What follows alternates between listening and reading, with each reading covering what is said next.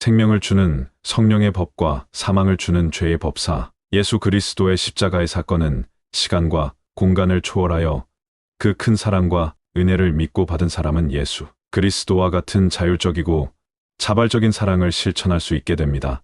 실천할 수 있게 된다는 거예요. 그러니까 여러분과 제가 이 시간과 공간을 초월하여 받은 큰 사랑을 믿으시길 바랍니다. 저는 예수님을 믿고 영접한 후에 저의 인생에 극적인 변화가 왔기 때문에 생각을 했습니다. 어떻게 2000년 전에 이스라엘 예루살렘 성에서 어떤 젊은 청년인데 그분이 어떻게 우리 온 세상 만민의 죄를 대속하셨다고 하는데 어떻게 나에게 이런 기쁜 복음이 들어와 가지고 멸망으로 갈 수밖에 없고 어둠 가운데 있고 지옥으로 가고 있는 이 인간에게 그 빛이 왔는가, 그 사랑이 왔는 그 생명이 왔는가를 생각할 때 이 십자가 사건은 시간과 공간을 초월하여서 2000년 후에 있는 나에게 그 영향력이 있는구나.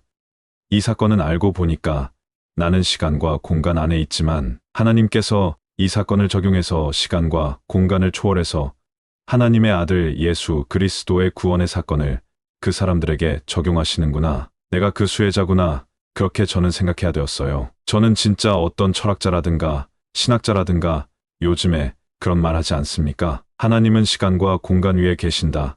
그런 것은 철학적인 개념이고 그런 것인데 저는 진짜 저 개인이 그렇게 생각을 한 거예요. 그래서 하나님에 대해서 하나님은 시간과 공간을 초월해서 역사하시는 것이 맞구나. 그분은 우리 위에 계시는구나.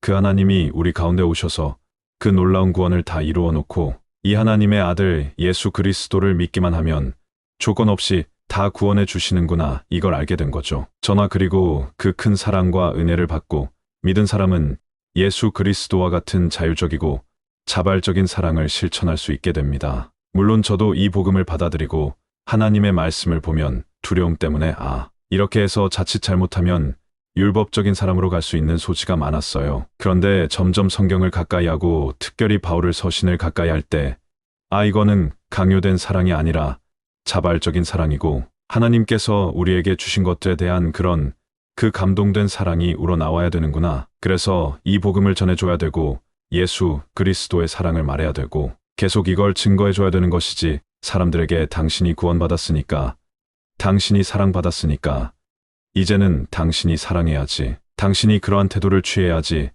당신이 만약에 그러한 태도를 취하지 아니하면 당신은 죽은 거야. 당신은 구원받지 못한 거야. 그렇게 말할 수가 없다는 거예요. 우리들은 계속 이 하나님의 사랑 하나님의 은혜를 내가 받아 먹어야 생명의 양식을 받아 먹어야 하나님께 그런 자발적으로 하나님을 사랑할 수 있는 존재로 날마다 변화되는 거예요. 새로워지는 겁니다. 단번에 구원은 이루어졌지만 그 예수 그리스도의 생명이 자라나는 것은 내가 날마다 그리스도를 나의 생명의 양식으로 받아들일 때 그 생명이 자라서 성숙한 사람이 되어서 하나님, 아버지의 뜻을 이룰 수 있는 사람들로 변화되는 것이지 당장에 그렇게 되지는 않는 거예요. 그런데 성장하는 과정에 있는 사람들에게 계속해서 그런 방식으로 말해서 그들이 그런 자발적인 사랑, 우리 예수님과 같이 성숙한 바울처럼 성숙한 그 사랑을 실천할 수 있느냐? 이거예요. 못한다 이겁니다. 그래서 우리들은 계속 이 생명의 양식을 공급을 해야 되고 복음을 전해줘야 되고 하나님의 사랑을 말해야 되고 하나님의 은혜를 말해줄 때 그들이 그 생명의 양식을 받아 먹으면 그들도 역시 우리 예수님의 그 큰 사랑을 받은 자로서 인식이 되고 감동이 되어서 하나님을 사랑하되 마음과 뜻과 성품을 목숨을 다해서 사랑할 수 있는 그 방향으로 조금씩이라도 움직일 수 있게 되는 거예요. 그래서 주변의 사람들을 용서하게 되고 사랑하게 되고 축복하게 될 수만 있으면 화해와 평화를 가져오고 용서해주고 싸매주고 고쳐주고 이런 하나님의 긍정을 앞세우는 거예요. 그런데 거기에는 내가 힘을 주면 반드시 내가 율법적인 사람으로 바뀌어버리는 거예요. 내가 어떤 사람을 바꾸려고 하면 그래서 우리들은 믿는 성도 안에 성령 하나님이 와 계심을 믿고 그 성도들에게 늘 복음을 말할 뿐만 아니라 그 복음의 역사를 적용하실 수 있는 분은 성도 안에 임마누엘 하신 성령님이라는 걸 믿고 그들에게 의구심을 불러 주기보다는 예수 그리스도의 이 생명의 복음을 은혜의 복음을 전해주면 믿는 성도 안에 계신 성령님이 역사하셔서 그들에게 큰 은혜와 능력과 생명으로 충만케 하신다는 것입니다. 하나님이 역사한다는 거죠. 그러니까 우리가 죄 사함 받고 구원받은 것도 하나님의 은혜이며 승리하는 생활은 특별히 성령 하나님이 성도 안에 임마누엘 하셔서 그러한 구원의 역사를 다 이루어 주신다는 것입니다. 할렐루야. 그걸 꼭 믿으시길 바랍니다. 이것이 율법과 구분되는 것입니다.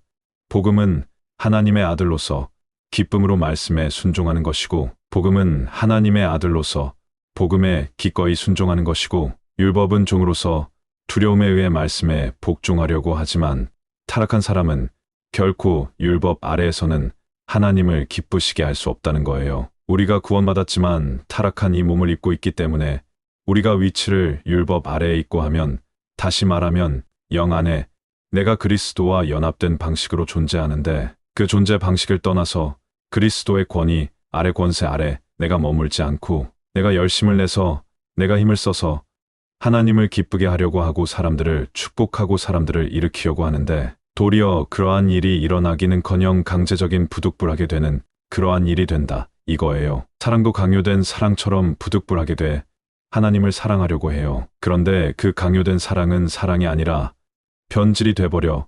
그래서 하나님을 사랑하려고 하는 마음으로 임했는데, 하나님을 사랑하는 게 아니라 하나님을 대적하는 결과를 가져와 버립니다. 마음은 원인데 육신이 약해 가지고 넘어지게 되는 거예요.